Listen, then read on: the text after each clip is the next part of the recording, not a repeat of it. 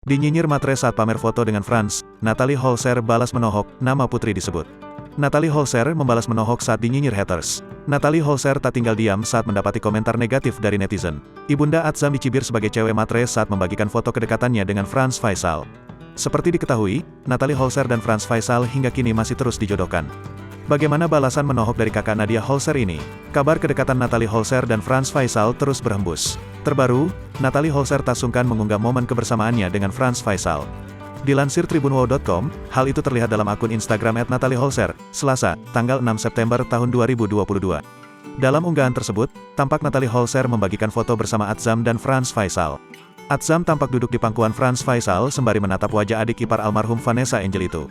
Sedangkan Natalie duduk di samping Frans dan menatap Atzam. Apa iya Atzam? Tulis Natalie dalam captionnya. Unggahan Natalie itu juga dikomentari oleh Frans melalui akun @FransFaisal_. Iya apa Atzam? Komentar Frans. Natalie terlihat membalas sejumlah komentar warganet. Satu di antaranya akun Instagram yang menyebutnya wanita matre. Berarti benar dong Putri Delina bilang @Natalie Holzer matri. Komentar @hol asteris asteris asteris asteris asteris asteris asteris asteris asteris asteris asteris asteris.